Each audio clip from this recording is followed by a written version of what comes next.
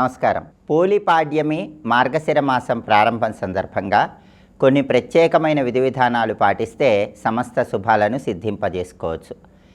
మార్గశిర మాసం శుక్లపక్షంలో వచ్చే పాడ్యమి తిథిని పోలిపాడ్యమి అనే పేరుతో పిలుస్తారు. దానికి కారణం ఏంటంటే, పోలమ్మ అనే పేరు కలిగిన భక్తురాలు కార్తీక మాసంలో దీపాలు వెలిగించటం వీలు కాని పక్షంలో కేవలం కవ్వానికి అంటినటువంటి వెన్నతో నెయ్యి కాచి ఆ నెయ్యితో దీపాన్ని వెలిగించి స్వర్గలోకాన్ని చేరిందని ప్రామాణిక గ్రంథాల్లో చెప్పారు. ఆ కథను మనస్సులో స్మరించుకుంటూ పోలిపాడ్యమి సందర్భంగా పోలి స్వర్గ దీపాలను మహిళామణులు వెలిగించినట్లయితే కార్తీక మాసం నెల రోజులు కూడా దేవాలయ ప్రాంగణాల్లో ఇంటి ముందు భాగాల్లో దీపాలు వెలిగించిన విశేషమైన ఫలితాన్ని సిద్ధింపజేసుకోవచ్చు. కాబట్టి కార్తీక మాసంలో చేసే స్నానాలు, దానాలు, దీపాలు వీటన్నిటి ఫలితాలు పోలిపాడ్యమి రోజు వెలిగించేటటువంటి పోలి దీపం వల్ల కలుగుతాయని మనకు ప్రామాణిక గ్రంథాల్లో చెప్పారు. ఈ పోలి దీపాలు ఎలా వెలిగించాలంటే, మహిళలు ఎవరైనా సరే దగ్గరలో ఉన్నటువంటి నది దగ్గరకు వెళ్ళి, లేదా మంచినీటి తటాకం దగ్గరకు వెళ్ళి, లేదా ఎక్కడైనా సరే పారే నీళ్లుంటే పారే నీళ్ళ దగ్గరకు వెళ్ళి ఒక అరటి దొప్ప తీసుకొని ఆ అరటి దొప్పలో బియ్యపిండి తడిపి ఆ తడి బియ్యపిండిని రెండు వైపులా కూడా అరటి దొప్పలో గోడలాగా ఏర్పాటు చేయాలి.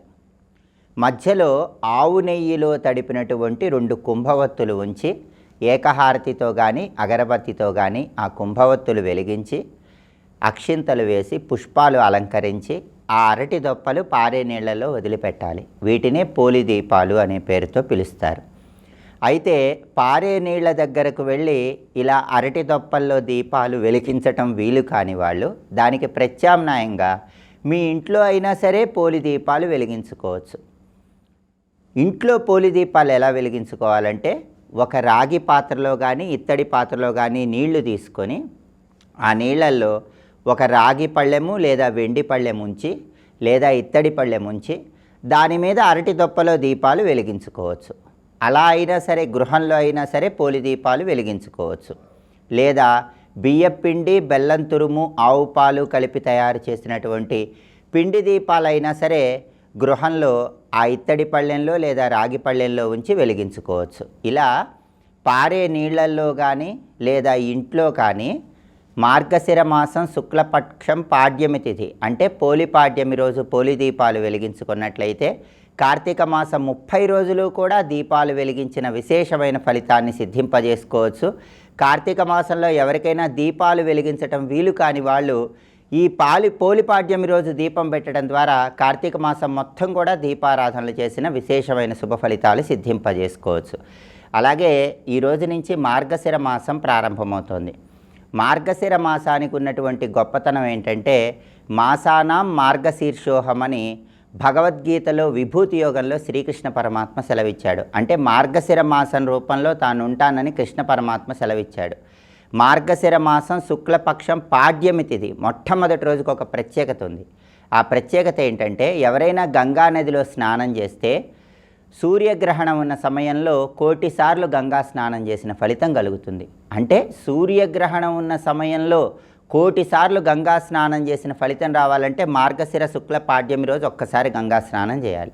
అయితే గంగా స్నానం చేయటం వీలు కాని వాళ్ళు ఏం చేయాలంటే, మీ గృహంలో స్నానం చేసే నీళ్ళల్లో కొద్దిగా గంగాజలం కలుపుకొని ఆ నీటితో స్నానం చేస్తూ గంగా స్తోత్రాన్ని పఠించాలి లేదా శ్రవణం చేయాలి.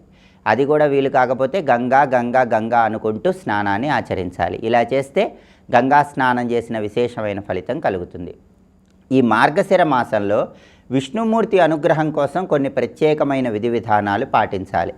శత్రుబాధలు ఎక్కువగా ఉన్న వాళ్ళు ఎవరైనా సరే శత్రుబాధల తీవ్రతను తగ్గింపజేసుకోవటానికి ఈ మాసంలో ప్రతిరోజు కూడా విష్ణుమూర్తికి సంబంధించిన ఓం వాసుదేవాయ నమః ఈ నామాన్ని చెప్పుకుంటూ ఇంట్లో దీపారాధన చేయటం, అలాగే శంఖం, చక్రం, గద ఇలా విష్ణుమూర్తి అనేక ఆయుధాలు ధరించి ఉన్నటువంటి చిత్రపటాన్ని గృహంలో ఏర్పాటు చేసుకోవటం ద్వారా శత్రుబాధల తీవ్రతను తగ్గింపజేసుకోవచ్చు. అలాగే మార్గశిర మాసం విష్ణువుకు ప్రియమైన మాసం కాబట్టి ఈ మాసంలో ఎవరైనా సరే విష్ణు సహస్రనామ స్తోత్ర పారాయణ చేసి నేతితో వండినటువంటి పాయసాన్ని విష్ణువుకు నైవేద్యంగా సమర్పించి ప్రసాదంగా స్వీకరిస్తే రుణబాధల తీవ్రత నుంచి సులభంగా బయటపడవచ్చు. అలాగే ఈ మాసంలో ఎక్కడైనా సరే విష్ణు సంబంధమైన ఆలయంలో, అంటే శ్రీరాముడు, శ్రీకృష్ణుడు, నరసింహస్వామి, వెంకటేశ్వర స్వామి, ఇలా విష్ణు సంబంధమైన ఆలయంలో రావి ఆకులో గంధం ఉంచి ఆ గంధంతో పాటు వెన్నపూస ఎవరికైనా దానం ఇచ్చినట్లయితే విష్ణుమూర్తి సంపూర్ణమైన అనుగ్రహం కలిగి వృత్తి, ఉద్యోగ, వ్యాపార రంగాల్లో విశేషంగా రాణించవచ్చు. కాబట్టి విష్ణువుకు ప్రియమైనటువంటి మార్గశిర మాసం సందర్భంగా ఈ ప్రత్యేకమైన విధి విధానాలు పాటించండి.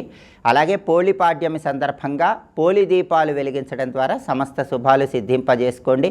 శత్రుబాధల నుంచి సులభంగా బయటపడటానికి, శత్రువులను కూడా మిత్రులుగా మార్చుకోవటానికి ఈ మాసంలో ప్రతిరోజు కూడా దీపం పెట్టేటప్పుడు ఓం వాసుదేవాయ నమః ఈ చిన్న నామాన్ని స్మరించుకుంటూ దీపారాధన చేసుకోండి. విష్ణువు అనుగ్రహానికి ప్రతి ఒక్కరూ సులభంగా పాత్రులు కండి. స్వస్తి.